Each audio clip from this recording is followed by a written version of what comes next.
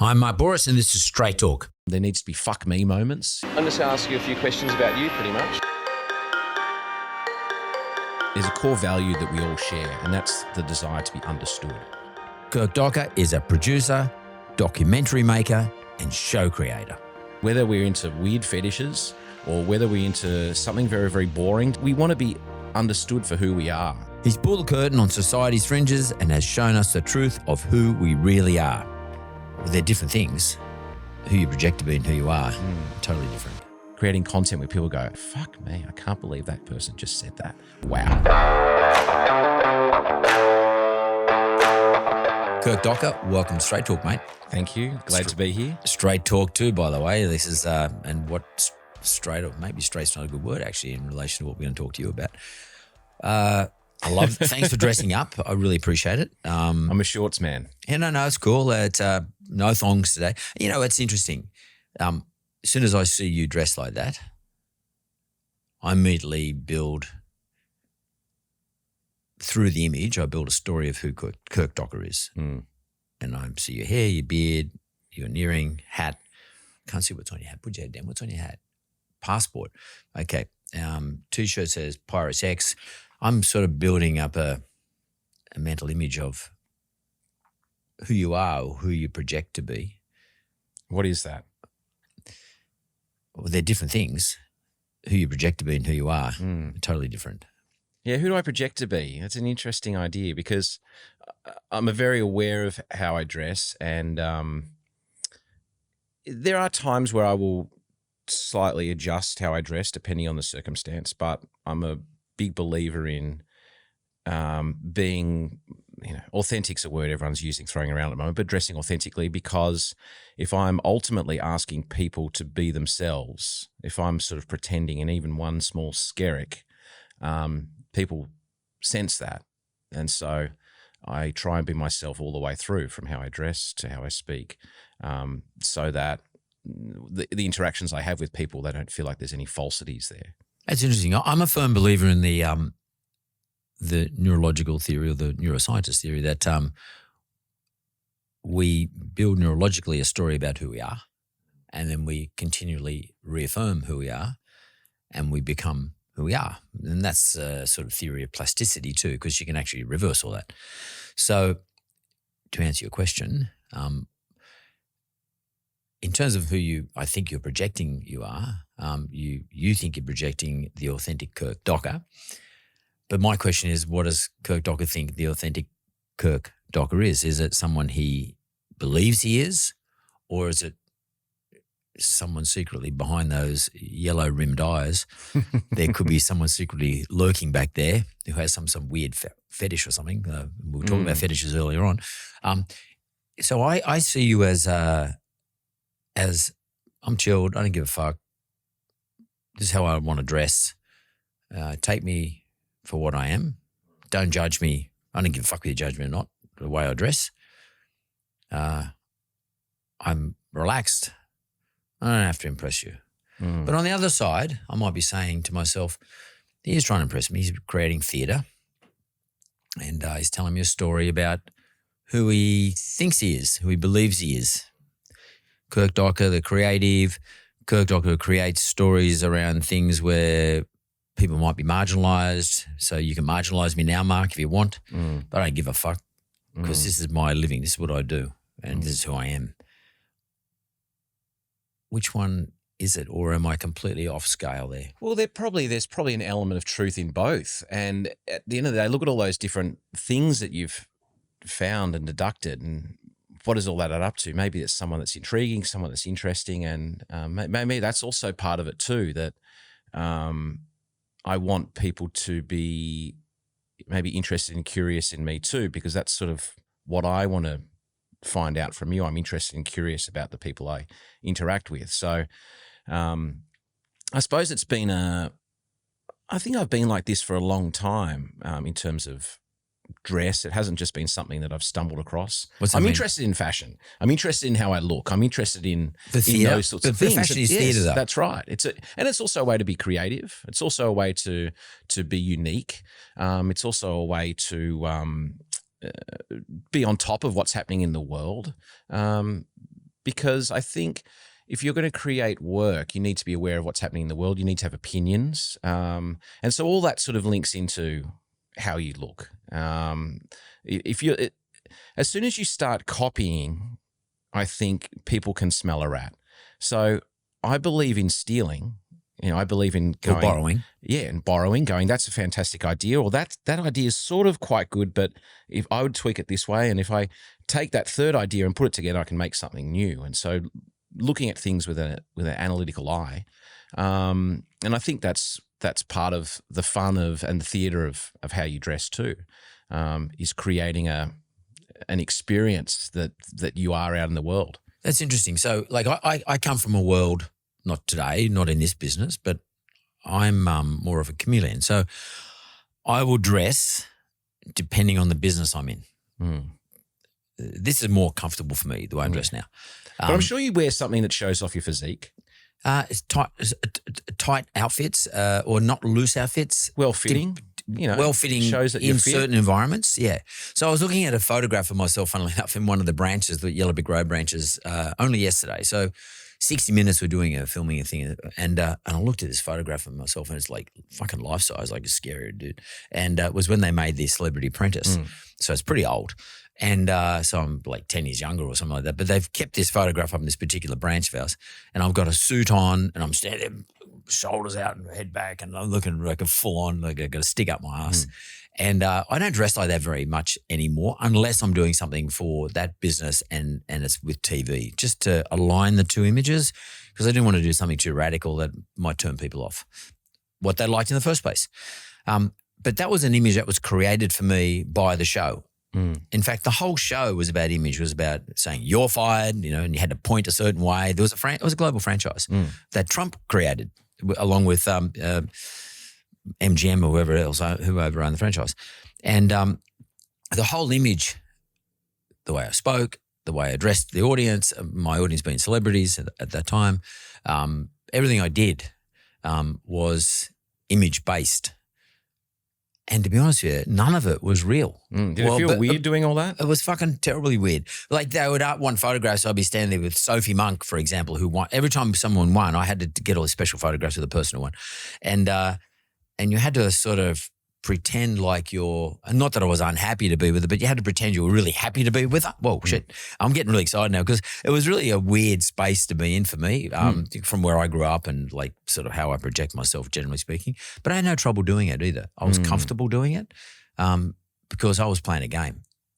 And they probably... You're not, though. You're being real. They weren't, yeah. And they weren't painting you in a negative way, I suppose. Like I've done small amount of stuff on doing some reality TV shows and, producing on it. And one of the things that you do on reality TV shows is after you've shot it all and you get these comments about blah, blah, blah, the producers go back and they write a script. They need these links, and then I turn around the corner and I saw the biggest haul I'd ever seen or whatever the hell the line is to make the story make sense. And you'd give the list of the script, or you'd repeat the script to the talent, then they have to repeat it and they go, I'd never say it that way.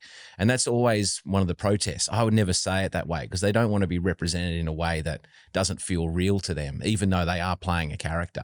So that is a common feeling. And I think that's true for everyone. People want to be, and this is really the core of almost everything that I do. And having spoken to hundreds and hundreds of people, over 500 people on You Cant Ask That alone, let alone thousands of other people I've interviewed over the years, I feel like there's a core value that we all share, and that's the desire to be understood. Doesn't matter what we're into, what we believe. We want to be understood, whether we're into weird fetishes or whether we're into something very, very boring to someone else. We want to be understood for who we are. And part of my role as an interviewer is to ask questions so that I can understand that person as best I can. So I think that it all comes, everything, how we act and whatever we project, if we ask the right questions, it's all about trying to understand who am I, what do I believe in, what do I stand for, what's been my experience, what do I think the way that I think, all that sort of stuff. And through the interview, sometimes you ask questions that make someone have, and this is the best interviews, you make someone have a revelation in that interview that they hadn't thought about. You ask them a question and they think about their life in a way they haven't thought about before, and they come away going, wow, right, yeah, that is true for me, or I didn't think about it that way. So that's what I'm ultimately looking to do, understand someone and then hopefully ask the right questions where they have a revelation and grow from that experience. What's interesting for me as I'm speaking to you is that I'm thinking to myself, will Kirk do the interview here on me, or is he going to let me do the interview on him? Or is he that fucking good? Like, because I do that myself. When I get interviewed, like a strange story thing on me, and I made sure I just told them exactly what you could find at the newspaper and not one skerrick more, because I didn't want them knowing any more about me. Why do you think people like me, and maybe like you, I don't know, I'll leave that in reserve or park that, cleverly only portray what they want to be portrayed and they hold what it is they don't want to portray? Well, someone like yourself, I suppose you've curated an image over a series of time, an image that you want to project. There's, social media, and this is the image you want to put out there to do the work that you need to do. But maybe they haven't asked you the right questions, and what have you got to hide, really? Why would you be scared of revealing more about yourself? What is that? Me? You asked me the question? Yeah. I'm not scared of hiding, but I'm just gaming it. Yeah, right. I like playing the game. I like gaming games. I like to game interviewers. I like to see I want to see if they can do it. I'm wondering if you're doing that to me now. Yeah, I don't think that's everyone's thing. I think, you're in a position where you've been interviewed a lot of times and you've heard the questions before. You may be bored of the same questions. You maybe think, oh, this person hasn't done much research or whatever it is. Totally. I get bored, so I game it to game myself. Whereas I think for me, most people that I speak to, and I'm not generally that interested in speaking to people with profile or people, celebrities, that sort of stuff, because there's plenty of shows who do that sort of stuff. I'm interested in speaking to people who don't get asked questions of, the quietest person in the room, and people who normally speak on behalf of them. If you think about the people who come on our show, You Can't Ask That, whether it's ICE users, people with Down syndrome, people with schizophrenia, suicide attempt survivors, blah, blah, blah, blah, blah. Most of the time, if you see content around these topics, there's experts, there's friends and family, there's doctors. Everyone is speaking about these people, except for the people themselves. And the whole purpose of You Can't Ask That was to go, we don't want to hear any of those people. We just want to hear people with firsthand experience. Pass the mic to the quietest person in the room and let them speak for themselves. And, do all these people with this label think the same? Well, no. If you actually ask questions and listen and actually give a shit to what they actually have to say, you'll start finding that not all Aboriginal people feel the same about the word Indigenous. Not all Aboriginal people have the same opinion about welcome to country. Everyone has nuanced ideas, but everyone's so concerned with saying the right thing that no one's really willing to go in and I suppose look at the nuance of someone, ask the questions to understand that particular person. So to come back to what you're saying, the people I speak to often don't get a voice. And so they come in for the first time going, my God, someone is actually willing to listen to who I am. And I'm going to use this opportunity, this platform to say what I need to say. Now, sure, they might hold some things back, but that's all about how comfortable they feel about the whole world knowing everything about them. And so it's baby steps. Some people are more comfortable than others. Some people are more accepting of who they are than others. But generally, I'm looking for people to come on my show who own who they are. If there's any doubt of who they are or whether this label that they have, they're not quite sure whether it exists, that they may not be the right person for my show. So not every single person is right. I need them to own their story. And that's a beautiful thing if you can own your story. Where did that idea come from? Like originally, were you just sort of sitting around one day with you and your team or just on your own or somebody, and you just thought, wouldn't it be a good idea to get these particular individuals on a show and actually try to understand the story? How did that all arise? I think I've always been interested in unusual people, people who are on the fringes, people that you might turn your nose up to topics, to ideas that we don't understand. You don't have to go far back. 15 years ago, 2007 is when YouTube started. Before that, our only access to media was five free-to-air channels.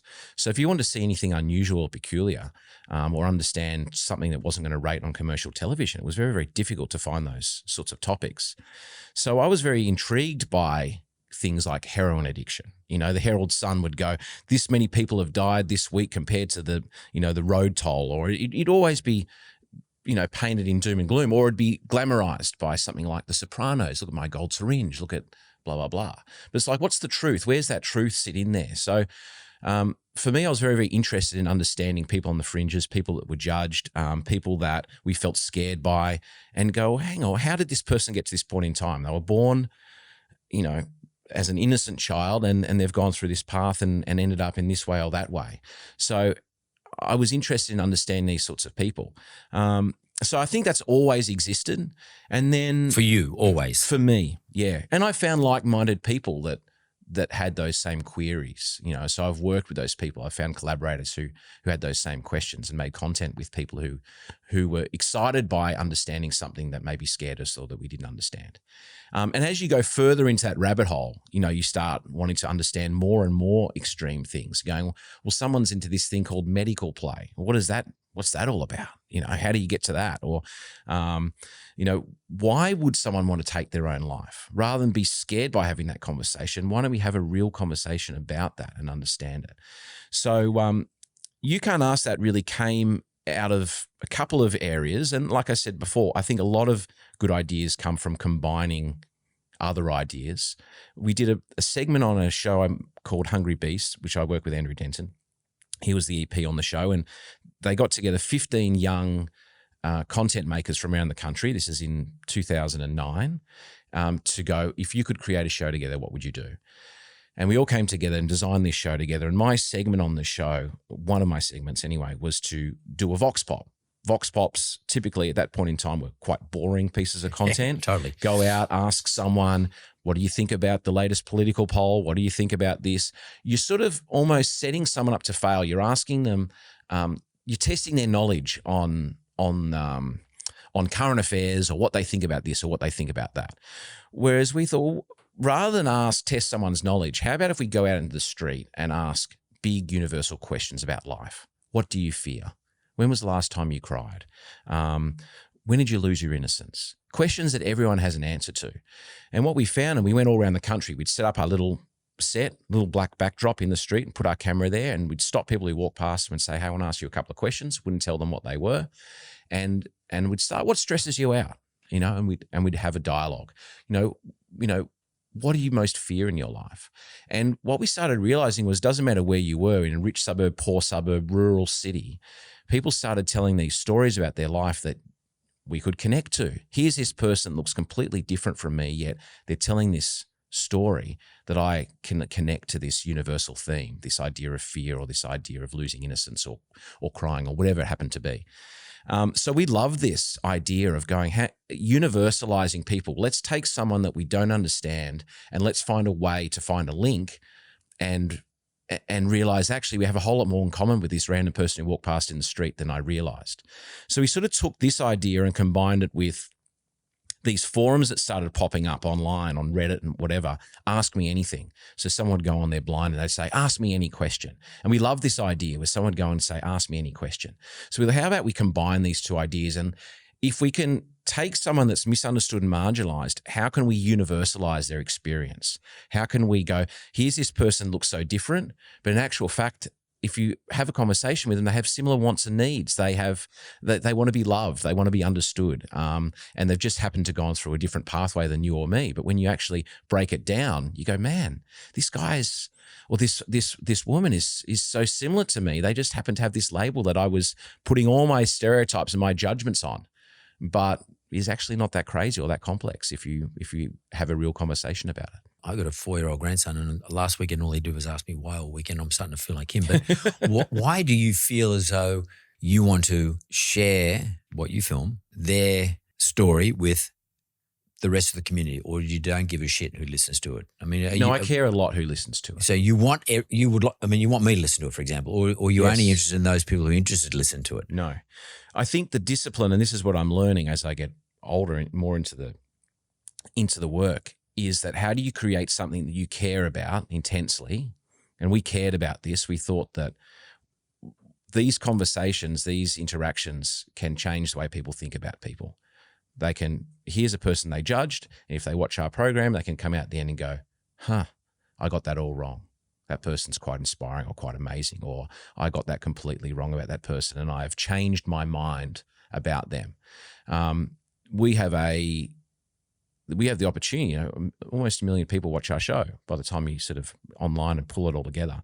1 million people are watching our program and are hopefully having their minds changed. Hopefully those people then going and speaking to other people and having those conversations further. So, the media is a very, very amazing place where you can actually create change. You can make people think differently. You can challenge their beliefs.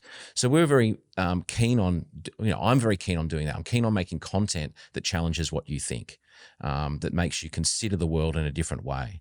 So I care deeply about the audience, and try, like as I said before, I think the discipline is creating an idea that you care intensely about that's accessible to the largest number of people.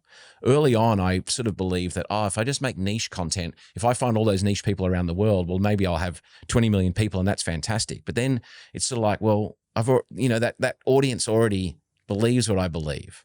They're converted. That's right. Whereas if I can get someone that doesn't typically watch the ABC or doesn't typically watch this sort of content or wouldn't normally tune in to watch 8 people with Down syndrome talk about what it feels like, but come away with a new understanding.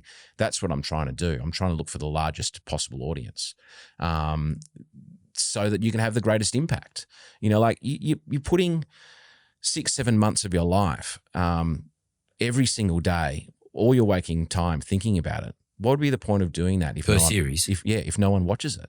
No one listens to it. Let me ask you this though. Are you just trying to put the discussion, the topic and the point of view on the table, or are you trying to influence the audience's view? Or one step further, are you trying to change the audience's view? I think we're trying to do a few things. I think we're trying to educate for sure. So here's in an influential way?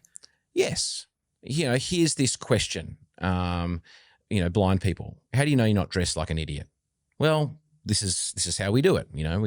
I have little markers that we have on our t-shirts which tell us what color it is, and I care deeply how I look, and I ask opinions, and whatever it happens to be their answer to that question. So you're going, oh right, this is how 8 people answer that question. Cool. So hopefully you're coming away with some education, but also I think you have to create, if you want to create content that has any impact, it needs to be entertaining.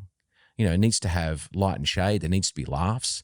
There needs to be fuck me moments. That was a term that we used to banter about in Hungry Beast days, creating content where people go, sitting at home going, fuck me, I can't believe that person just said that. Wow. That made me, like we just did an episode on porn stars.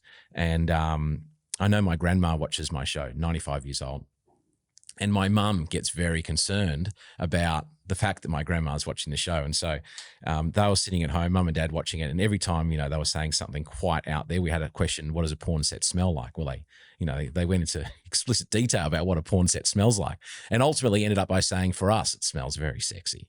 But every time they would answer these sorts of questions, mum would be out of her seat and walking out of the room, and my dad would be ribbing her going, what will your mother be thinking about this?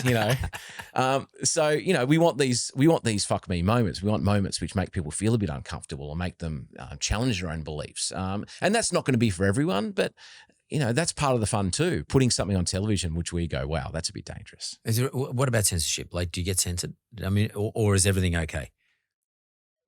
Well, no, we don't get censored. We're on at 9:00 at night. So it's an MA rating. So we, it goes through the classification board. Look, there's a series of things that you have to do when you're on the ABC to get something to wear. So there's an editorial policy, which protects people in a sense. So if someone comes on and makes an accusation, on the ABC, that person, the other person has a right of reply. But on our show, it's just this one direction.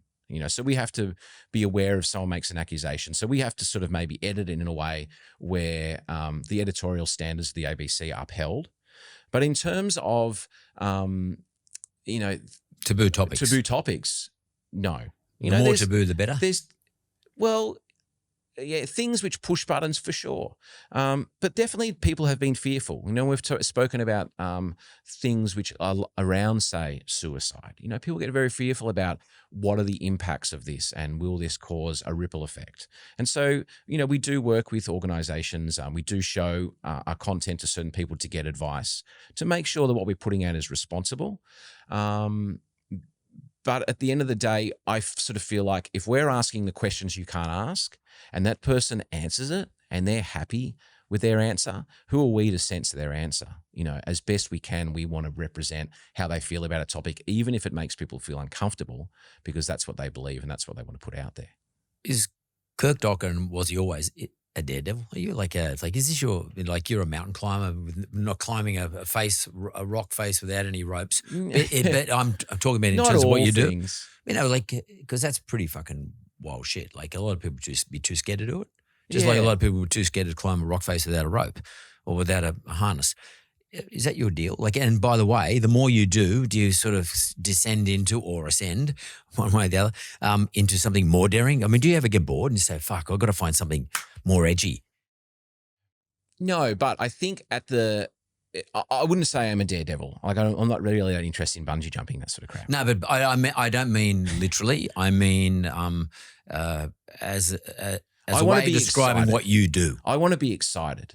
Yeah. And I've consumed a lot of things. There's not a lot of content out there that impresses me. That's my point. Yeah. Yeah. How do you control that? Yeah. I want to be impressed. I want to see stuff that makes me excited. But how far down the slippery dip do you go, though? I think being excited by something is not necessarily just daredevil content. It's I get excited by ideas. I get excited by how someone might weave a story. There's a fantastic documentary I watched last year called Some Kind of Heaven, which was shot in the world's largest, let's say it's the world's largest, America's largest retirement village. And it's sort of like spring break for 65-year-olds. And they're all there in golf carts driving around doing all this stuff, and for me, and the way they shot it was just, it looked like it was a feature film, but it was a documentary. For me, it excited me because it was like, wow, the access they got and the way they shot this, and it was playful. It was funny. I love the wisdom of older people and, not giving a shit and saying what they really think and whatever. So watching these people as they're living their dream and, living like a spring break in their 60s and 70s, I was like, man, I would love to have been amongst that and film that. So it doesn't always have to be about crazy topics, but when you see people expressing honestly and authentically and real, that's where I want to be. I was just talking about this yesterday. I would love to do, of anyone on the tennis circuit at the moment, I would love to do a documentary on Novak Djokovic. I think he's a really, really interesting character that ultimately just, I feel like, wants to be loved and hasn't quite worked out that path. And he has this villain tag that that seems to follow him around. But I feel like if you sort of could dig into him and understand him better, there'd be something very, very interesting to learn. War-torn background, it's 35 years old and still supreme athlete. There's all these interesting elements I would love to unpack, around him. So I suppose I'm interested. I'm interested in life. That's what excites me more than maybe, say, being a daredevil. How much of this is about what's fair and what's unfair? So Kyrgios tells everyone about his story. We all know everything about him, sort of thing. I mean, I guess we don't, but we sort of do. Whereas Djokovic is sort of within himself, sort of has built a bit of a wall around himself, and it looks a bit unfair. Maybe it's unfair. I mean, do you feel like he's been unfairly treated, and others who you have on your show are unfairly treated either by what they do or what they represent or which cohort they belong to, etc. And your game is to put some education around it, some information around it, and so that they are portrayed and or their cohort is portrayed more fairly. Because that's, at the end of the day, if I understand you, then I will treat you more fairly. That's right. And what are we potentially missing out on understanding? What can we sort of steal from those people if you actually have a real conversation? What can I use, you mean? Yeah. For myself. Exactly. What can you use for yourself? we were talking before this, before we started recording, about some extreme fetishes. And what I think is interesting about people who have extreme fetishes is that they've actually had the courage to take the chance to run with something that 99% of the people would turn their nose up to. And how do they work that out, to take that risk, to go for it, to ultimately find something that they love? How many of us out there have not taken a risk, and are we missing out on something that would be blowing our minds because we haven't got the courage to maybe do something that goes against the grain? So I'm interested in going, what can I learn from you? We did an episode on cheaters. I had a whole lot of people on online going, I can normally empathize with people on this TV show, but I can't empathize with these people. Cheaters being someone who cheats on somebody else. On someone else. And you're like, okay, so let's unpack what this word empathy means, first of all. Empathy is not about agreeing with the person. It's not about compassion. It's not about sympathy. Empathy is about understanding how that person feels and how they see the world. So let's look at someone who cheats on someone. Well, forget the act and whether you agree with cheating or not, and all the biases that exist in your body because you've been cheated on, or your parents have been, your dad cheated on your mum, or whatever it is that you have all these fears around it. I can empathize with someone who's cheated because I can understand maybe the experience of doing something stupid when you're drunk. I've been there, done that. Okay, well, how can I connect on your experience? Or maybe taking a chance, maybe hurting someone you love. There's many, of chasing after love, of making a mistake. Like, there's many things that I can empathize with that experience of cheating. And understand. I can understand, God, so you made this huge mistake. Far out, what happened next? So what learnings can I take from this person if I can go past the barrier of, my disagreeing with what they've done? Let's get to the part where you've moved through it. Okay, then how did you grow from that? How did you grow from that? And then, when you got to the end of the stories of all these people, some of them had done amazing work on themselves. They'd work with marriage counselors, and they'd progressed in their relationships to a new level that most of us probably haven't had the courage to go and see a counselor or work through that stuff. And they had all these amazing learnings through going through this experience of cheating. So if we can, move past the judgments, we can get to that stuff where we can learn. And then we can bring those learnings into your own life, hopefully, and make yourself a better person. Like, we're all listening to these personal development podcasts all over the place. I sort of get to do that on a daily basis by having real conversations with people. Do you therefore have to park judgments, ethics, morals, whatever? I don't know what the fuck that all that stuff means, but something you got brought up with, some standards. Or do you have to park those things in terms of having an open enough mind to talk to the individual? For example, let's say the individual who you and I talked about pre the recording, who had a sexual fetish about various things, okay? Things which most people might be a little bit disgusted by and or definitely confronted by. Do you have to park your ethics and things, standards you would apply to yourself? Maybe you don't. Maybe you're pretty happy to do these things. But I'm excited. I'm excited. You get excited about what? Learning about that shit, or like literally shit? Yes. Learning about that. Yes, by going, can I create an environment where that person feels comfortable enough to tell me their truth? You mean a trap? Well, I don't. It's okay. So it's a non-harmful trap. I don't think of it that way. I think of it as in, I genuinely care about you. I genuinely care. The people I interview, I talk about this idea of interviewing with love. I really love this person that I'm speaking to. Or is it just coercion now? I'm on their side. I'm asking questions. I want them to look great. I want them to be great. Why? Because I think that better for your show, or better for them, or I think both. Better for the audience. I think everyone wins. All the above. I think everyone wins. Okay. When someone's being interviewed, all they want to do is a good job. Like I said, they want to be understood. They want to be articulate. They want to be funny. They want to make sense. So my role as the interviewer is to help them do that, help them get across what they need to get across. Now, I'm talking about the types of interviews I do. This is not, if I was a shock jock, if I was 60 Minutes, there's a series. That's right. There's a different series of what you're trying to achieve with the interview. Yeah. But with what I'm trying to achieve is I'm trying to understand someone so that my audience can understand them, and hopefully reduce judgment on someone so that we can all walk around and stop bloody casting judgment on everyone that we see and actually give a shit and be nice to people for a change. Because I think coercion is, there's nothing wrong with coercion as long as the outcome you're trying to achieve through the coercion is okay. I mean, I called it a trap before, just playing around, but there's nothing wrong with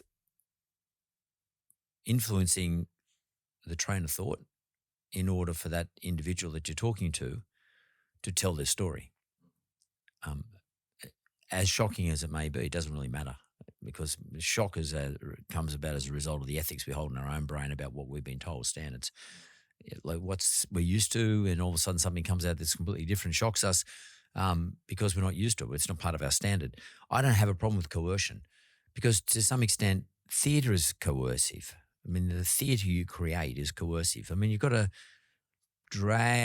sometimes you've got to convince the individual you're speaking to, you're interviewing, to share their stuff in what is safe. So you have to create a so-called safe environment. It doesn't matter. They're still going to get judged by people who are watching. People still make a judgment. The judgment might be, look, there's nothing wrong with this particular individual. That's right. I judge you in a positive way. But in order to get that, you have to convince the person, coerce the person, produce them, direct them. And you also have to understand what they want out of the experience. How do you find that out? Through pre-interviewing. So some people might want the simple thing of their story to be told, and certain elements of that story to get out there. So we had an episode last week, which was kids have been locked up in juvenile detention, and we had a gentleman on who was selling heroin as a teenager in Cabramatta as part of Vietnamese gangs there, and had a complete transformation in his early 20s, found God and became a preacher. And so he wanted that element of his story to be told. He said, often when I tell this story, they cut that bit out. They just put the scandalous parts in and they don't put that bit in. And I thought it was important that we made sure that we told that part of his story. It was part of almost the unsaid deal about getting him on, that he wanted this part of his story to be put out there. And I we respected that. Some people have other things that they want out of the experience. Some people might want notoriety or fame. Some people might want this story to be told so they can show their kids when their kids are at a point where they can maybe understand their story. So it's never just a take. And I think the other thing too is we do analyze whether someone is in the right spot to tell a story. I'm not just there to hoodwink them and get them on and realize that this is possibly going to be a really, really bad experience for them. So you are aware of that. We work with a psychologist independent of the show too, who might speak to someone who might come back to us and say, we don't think that they're too delicate to maybe tell this story. So, there is some ethics around putting this person's story out there. But at the end of the day, I think that it's important to be honest about who you are, and good things come if you own your own story and you tell the truth of who you are. Who's a great storyteller that you've studied or watched or been enthralled by? And we talk about Homer, the Odyssey, the Iliad. What are you talking about here? What, have you ever looked at these things, or you haven't? Storytelling in general, I think in person, one of the best storytellers I ever have been in the presence of is Jim Stynes, the old AFL football player from Ireland. Yeah. He started the organisation called the Reach Foundation down in Melbourne, which I became a part of for a period of time. But essentially, he ran these workshops with young kids. The whole point of these workshops was to understand who you were as a person, look at the light and shade of who you are and challenge that. He was an incredible storyteller in terms of being able to hold a room and tell a story, knew all the beats to hit, knew how to interweave humour, and I think that's a really important lesson I've learned from him is that, our show, You Can't Ask That, could be really, really worthy. It could be boring, because if you didn't want to put the risky stuff out there or there wasn't laughs, people deal with life with humour, even if you've gone through the most full-on experience. There's often black humor involved. There's ways to find laughs. So we're looking for that light and shade. So that was a big lesson I learned from Jim, is to weave in humor into your story and change the mood. What you're trying to do with a story, if you're a good storyteller, I think is educate, entertain, inspire, but also not say so much detail that the person who's listening is, their head's swimming, that they don't really know, people who are bad storytellers tell you every single little tiny bit of detail, and you start getting bored by that story. So being able to curate that story, have a meaning for it, have a punchline. But ultimately, if you come back, they have a reason for telling that story. That story has meaning to them, or it excites them, or they care deeply about it. And if there's an ultimate reason behind that story, I think that's the starting point. That's very, very important. Because today, why do you care? Why do you care to tell this story? If you can't answer that, why are you telling the story? Because today, storytelling is a big part of your brand, because everyone keeps talking about brand, tell a story, and of course, all the mediums about that these days, and you talked about authenticity. What do you think, or why do you think authenticity is so important today? Is it because we're so used to being dealt out the same fucking story over and over again from television, through TV shows, TV series, movies, all that sort of stuff? It's the same thing being told over and over again. I said Homer before. The whole story about the Odyssey has been told 1,000 times. I thought you meant The Simpsons. Homer's deal. Very authentic. But it's the same deal. It's the same story. Someone wins against all odds and ends up getting back home to see his family, etc. But all the odds of getting there are against him or her. Is authenticity about getting around all that sort of stuff, and not, when you tell your own stories, about trying not to be so obvious, so, well, I grew up as a poor kid, but I made it at the end of the day, and here I am, and you can listen to me and make a whole lot of money too. All that shit that everybody goes on about. It's about getting away from that, because your stuff seems to be on the edges. You Can't Ask That is about marginalization. A lot of times there's a lot of marginalized individuals talking about their story. Are you trying to move away from the overtold stories? Yes. I'm trying to move away from people talking in rote, people being too rehearsed, people being too media trained. One of the beautiful things about the mobile phone is that, the barrier to creating content has disappeared now. 15 years ago, you wanted to make content, well, you had to have cameras, and, you need to know how to use that stuff, and you had to buy mini DV tapes, and then you need to digitize that onto your computer. And there was a whole lot of stuff you needed to understand. You needed some money. Now you can film anything on your phone. The problem with it is that everyone, in some respects, has become an actor. They've they put on a show. They become media trained, and you notice the difference if you interview someone in the city versus if you go out into the country a bit. People are a little bit more themselves. They've got less to hide. They're trying to less curate their image. They're just like, take it or leave it. This is who I am. So for me, what I'm trying to do in any of my interviews is try and get past that media training. Try to get past the polish. The polish. Yeah. But I don't know, am I getting past it? Because, talking about media training, you were with Denton for a while. You've got your own, killer show series. You're an expert in this shit. Am I getting the authentic Kirk Docker, or am I getting the produced Kirk Docker? You're too good at it. I don't think I've got anything to hide. No, I'm not saying you have, but in terms of, am I getting the real deal? Of course you are. But your notes, why you got notes? What did you want to tell me that's in the notes that I haven't asked? For example, what was it? Why is it important? Something in your story that you wanted to get across in this discussion?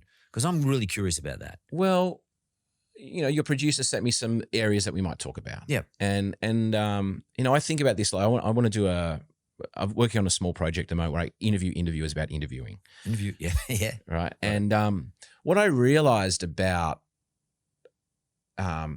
asking people about how they do what they do is that you need to have done some deep thinking around how you do what you do. You may not have that at the top of your head. So to go back to what I was talking about before, those big universal questions, what do you fear? When was the last time you cried? These sorts of questions. They're not testing knowledge. They're asking questions about you, about experiences that you've had. It doesn't matter if you're right or wrong. There's no one to compare it to. What you say if you answer the question, what do you fear, is just what you want to share. Whereas if you're asking me questions about technique or you're asking me questions about theory, I suppose you need to have some thoughts around that. You want to be coherent. You may not just have that there, in your mind. So I suppose with some of the questions was sent to me were around some of those thoughts. How do you become a better storyteller? So I just wanted to make sure that I offered interesting stuff that I believed had thought through it a little bit, more so than just relied on whatever just popped into my head. I suppose that's why I had some notes in this instance. All of it is my own thoughts, my own theories, but some of these ideas require some deeper thinking. What do you fear? What do I fear? I think what I fear and then what ultimately drives me is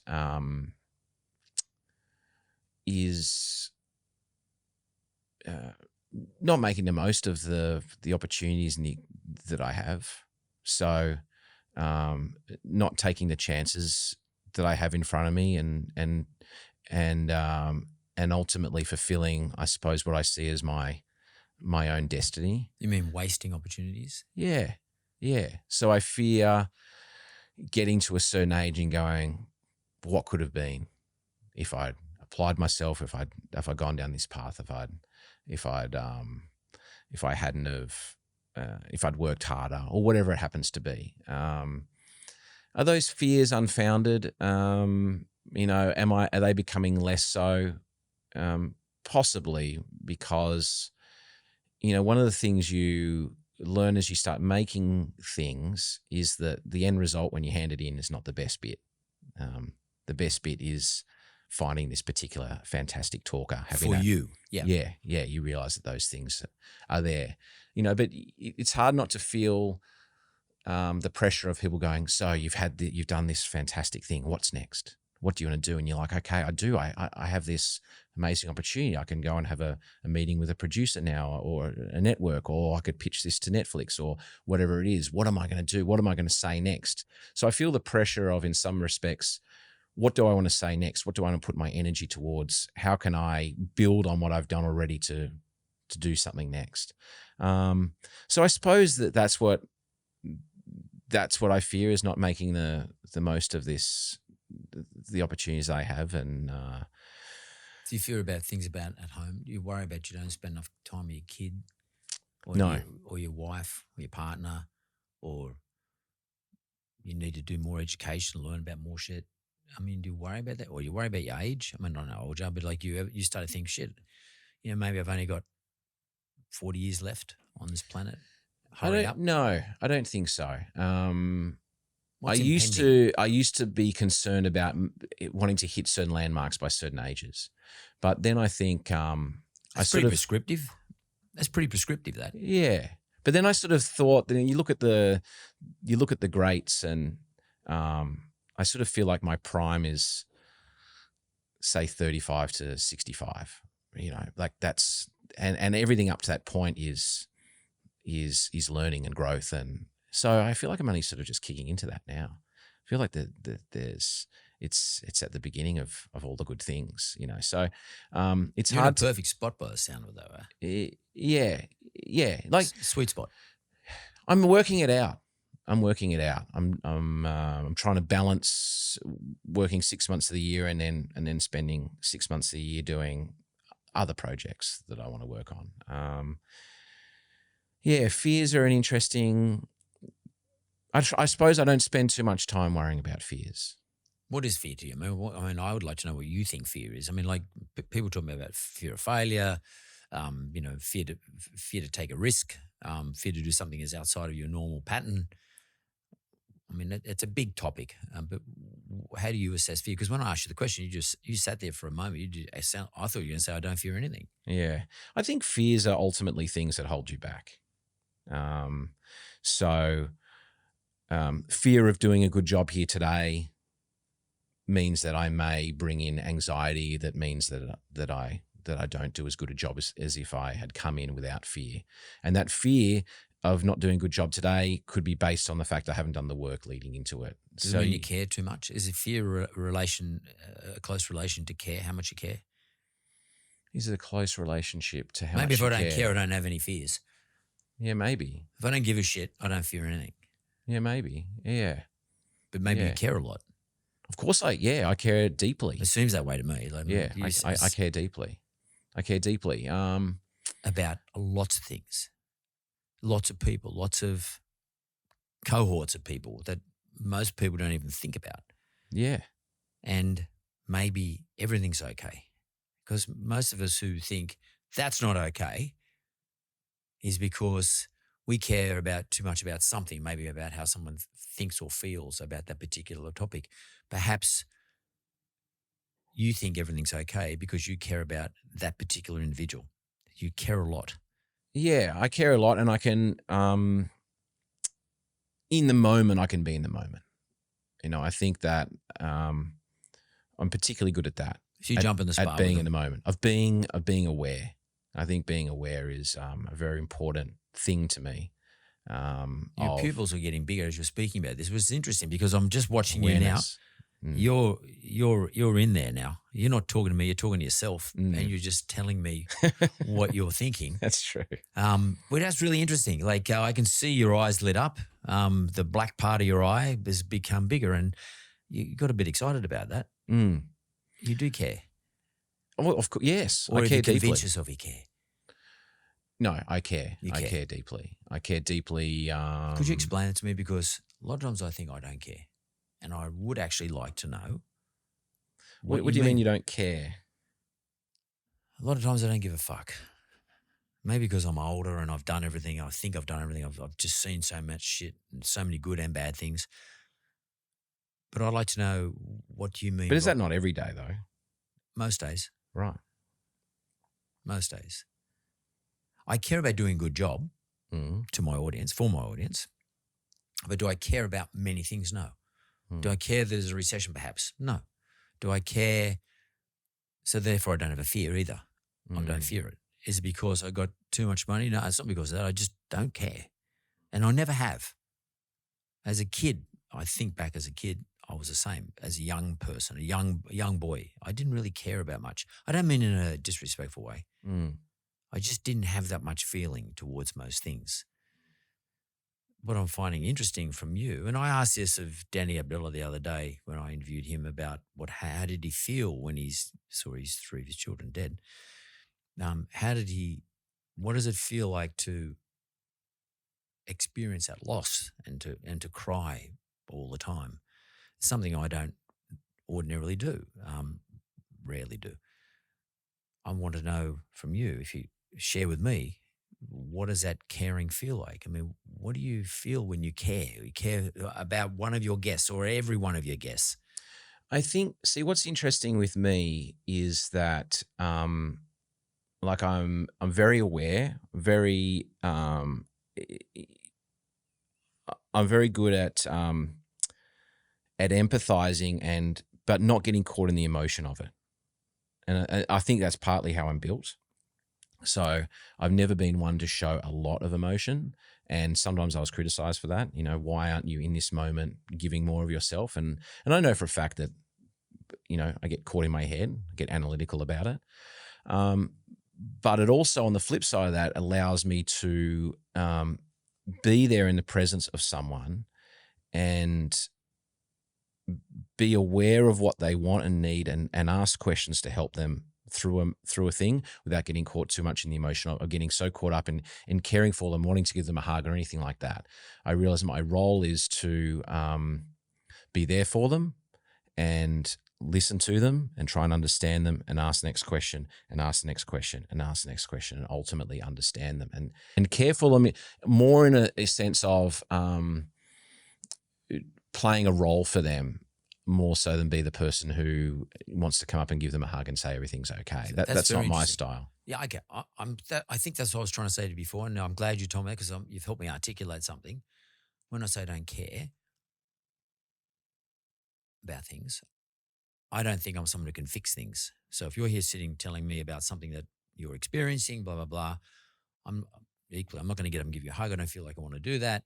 But what I think my job is to ask you the questions to allow you to answer the problem yourself. Is that what you do? You pose questions to help the person you're interviewing resolve and or at least express to an audience what it is that they need to say, or resolve what they need to resolve through your questions, not through answers, through your questions. There's definitely some of that. Like at the base of it, I'm asking questions to understand something that I don't understand. So not being afraid to ask dumb questions, not being afraid to look stupid by asking something which makes me look like I don't understand them or blah, blah, blah. So I'm not concerned about that. So ask questions to help understand it. And then through asking those questions, hopefully I can ask a question that maybe will give them a revelation, will make them understand themselves in a way they hadn't thought about. Yeah, through their own answer or through them thinking about it themselves. Yes. So it doesn't mean you really care.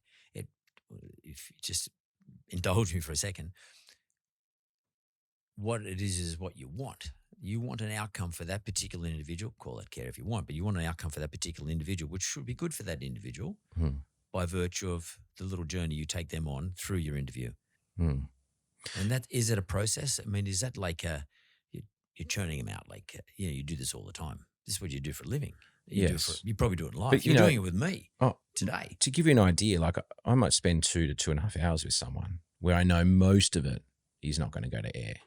So the process of that interview is also about obviously getting good things that are useful to me and making sure they say things which we can put to air, but also allowing them to say what needs to be said. But I think that, it's not just in the interview space. I'm very, I'm a big people watcher. Love sitting at the pub looking down and watching people, or being at the airport and watching people, being on a train, watching people. And so I feel like I can see someone and very quickly understand where they're at or their story. And I can feel for them. I can feel if someone is upset in a moment, or feel if someone is agitated and want to understand that experience. So I feel like I can read people very well, and I can, have these little moments where someone will push past someone that's clearly upset. I'm like, can't you see? Aren't you so unaware of what's going on outside of your own personal life that you are unaware of this person that's right there? So I don't think it just exists in the interview space. I think that's how I am all the time. But that being said, I could be at the pub, say, on a Friday night, and I cannot be fucked giving that same energy and attention to every single person that I talk to. It takes effort to care. It takes effort to really want to understand someone. And it's hard to be like that all the time. It's draining. You have to turn it on. And even though it's intrinsically built in me, I don't want to be like that all the time. And you do meet people who are happy just to chat and ask questions at any point in time in their life. And that's not me. Sometimes I want to be selfish and talk shit with my mates and not have the to. footy or the golf or the tennis or the cricket or whatever. Exactly. So I don't want to give all the time, because it is an element of giving, to be on, to listen, to care, to ask the next question, to ask something which helps someone grow. All that sort of stuff means that you have to be very on, you have to be present, you have to be giving of yourself. It's not about you. It's not about sharing your stories. It's about understanding this person. And that takes a lot of effort and is quite draining. How much of it is a performance? It's interesting, that one, because and when I do the interviewers, I want to talk to Andrew Denton about this, because I don't have to perform. In this instance, you have to perform. Your voice is there. My voice gets cut out. So I don't necessarily have to be articulate or say it in a particular way or have to perform in any sort of way. So I think less so for me. But I do shift the energy. I can shift the energy in the room. I can be playful. I can be cheeky. I can make them laugh. I can pose a question that like I was we did an episode on virgins, and we had a young gentleman who is a Christian, and he wants to die a virgin. He wants to walk the steps of Jesus. Jesus died a virgin, and he wants to do the same thing, and that's his ambition. Allegedly. Yes. So, I was, and I felt that he'd told this story quite a few times before. And I was finding it hard to get past that story, that he'd been probably challenged on a lot of times. A lot of people were very dubious about this path that he wanted to have. So he'd become quite defensive about this thing. So I was trying to work a way of, how do I break break that defensiveness? How do I get something real? How to be a bit more cheeky? So I said to him, Jesus he was friends with a lot of sex workers, correct me if I'm wrong. Yeah, correct me if I'm wrong. He goes, surely you mightn't have had sex, but surely you got a blowjob, or surely, you got a little wristy or something from them, all that time they're hanging out together, blah, blah, blah. And he's like, no, definitely not. Anyway, he changed the energy in the space. He could tell maybe that I wasn't going to go through the same old rote, the same old challenges, same old questions that maybe everyone else went to him. So is that performance or not? I don't know. It's about breaking energy. And so I'll use my questioning, or I'll use my persona in the interview to try and break energy, to try and maybe help someone become authentic again when they're putting those barriers up. Or when they get used to a program, they become programmatized. That's the thing. They've always worked for everybody, and they think they're going to try it on you. And one of the really good interviewers, and I no doubt you already said you knew him, and you were part of a series that he ran, is Denton. How much do you learn from people like him, or did you not learn anything? I mean, yeah, we're similar and different. I think Andrew's very. And look, I can't speak for his entire technique because we haven't had a deep conversation about it. But what I know for a fact is that if you look at Enough Rope, it was very, very researched. They were taking celebrities who had been interviewed many, many times, and how do we get them to maybe say something new, say something different, get out of that roteness of how they might answer all their questions. So it was by doing this vast amount of research, finding these little nuggets, these little gems, and going in and challenging them on something new. Whereas for me, my best work happens in the moment. It's in the listening to what the person says, and then asking the next question, hearing the hooks. So someone tells you an answer. So if you think of it, You Can't Ask That, right? There's 10 questions, very, very well-crafted, short, sharp questions that have been submitted by the public. That's where we begin. but curated by you. Curated by us. Yep. They pick the card up, they read out the question, they answer the question. But everything else that happens in that interview is from what they say in the moment. So I'll say this, I'll say that, explain that a bit more, tell me about that. And that's where I think I'm at my best is in the listening and asking the following questions. So in terms of, and Andrew also is funny. I mean, he's quick. He's got a quick wit, and part of that performance element is that he can throw in a gag. He can make the audience laugh. He's playing to an audience. Whereas I don't have to worry about any of that crap. I can go down a random rabbit hole that maybe other people would find boring, but I can keep going down it because I've got the luxury of just going to the edit suite and cutting that out. But I might just be following that train of thought for my own amusement, or my own amusement's the wrong word, but for my own excitement. I'm like, oh wow, we're going down this weird, peculiar path that maybe you wouldn't get to if you were doing a shorter interview. So anyway, so in terms of our styles, I think some of my best stuff is in the moment. That's what I love is just riffing. Yeah, but that's sort of like you can train as hard as you want. Someone can show you all the techniques before you go into a boxing match, but at the moment when you jump in, you don't use one thing that you practiced. Because you see openings all the time. Yeah. And then you respond to the openings. So you don't want to be over-prepared or too structured.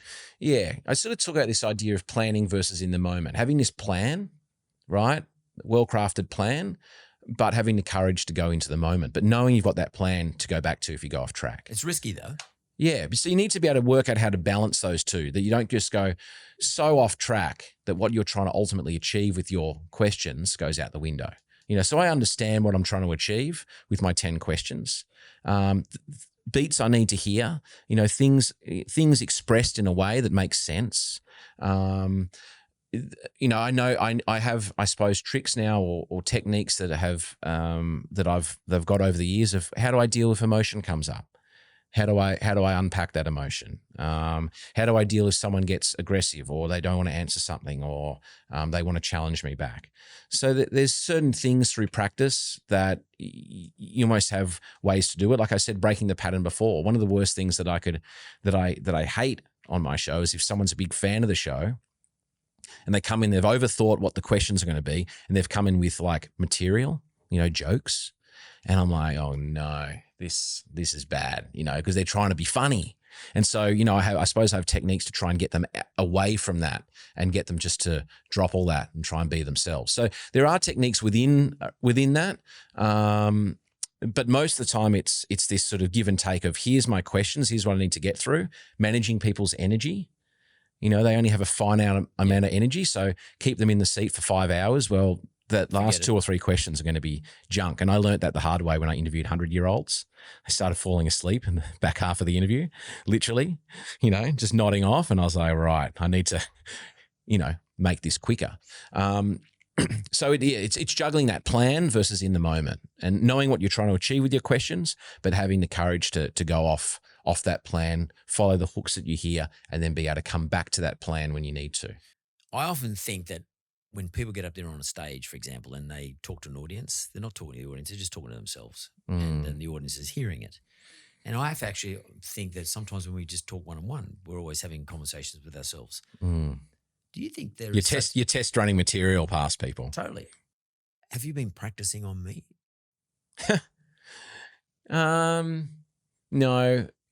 No, because you've asked me things I hadn't thought about. That's what I wanted to hear. Thank God. Fuck. And even now I'm sitting here thinking, do I care? This question. Of course I care. I care deeply. That's why would I or is that something you convince yourself of? No, what? I'm not driven by money. I'm not driven by doesn't mean you care. No, but I'm just trying to think, why do I do this stuff? Why do I do? Look, I'm very interested in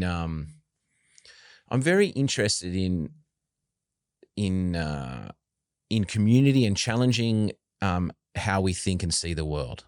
I think all the projects I've worked on in my life have been about that, about creating an environment where we can reflect on ourselves and others and go, is this the best way, or are there ways that we can progress from that? So I think that's what I'm ultimately interested in is creating experiences, whether it's television or otherwise, where people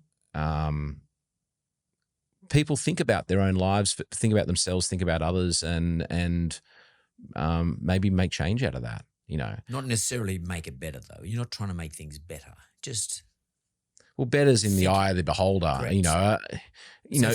Is my way better? Then you're sort of saying, is my way better or not? But if we're talking about the people on my show who are being judged on a daily basis, and if you come away not judging them, yes, I think that's better.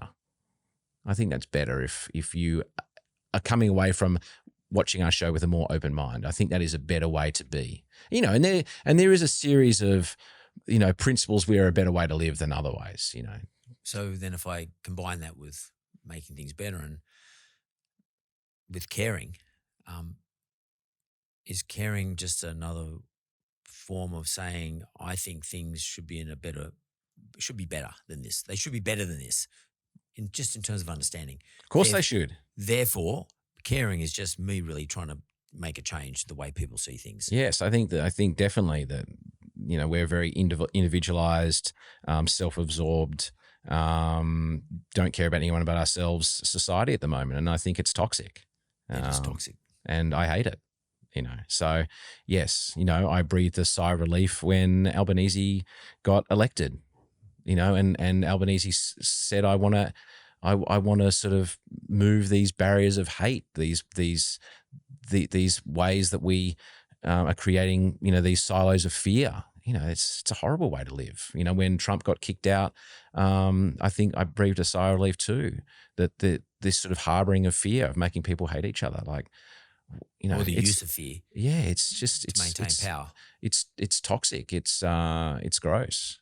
So, I'm not a religious person. I'm an atheist. I don't believe in God, but I think that the loss of the church, for example, of a Sunday morning where you come together with a whole lot of people that you don't normally hang out with for 10 o'clock to talk about your week, to be challenged on your morals, to have a cup of tea after and check in with someone and see if they're okay. I think that's a loss that we don't have things more like that. in the world. We're concerned with more, me, things. So, you know, if part of what I can do can help challenge some of that stuff, that excites me. I mean, if you couldn't be excited, what the fuck would you do? Oh gosh, find ways to find that excitement again, you know, and that's the joy of, say, doing things like traveling overseas or, you know, following a football team or, you know, having niche interests, you know, and loves and collecting things or, you know, having hobbies or playing sports, or there's so many things where you can get excited and challenged or, so I don't feel like that's going to not happen anytime soon, be excited by things, because, you know, we're in a pretty wondrous world where pretty kooky people out there. I think that's why I surround myself with unusual people, you know, not the stereotypical set of friends, you know, I've got all the odd bods. But you know, because you want to be challenged and for me anyway, I want to be challenged and excited, and that's the spice of life. I think I'm going to leave it right there. Kooky and odd bods. Kirk Docker, thanks very much. Thank you for having me.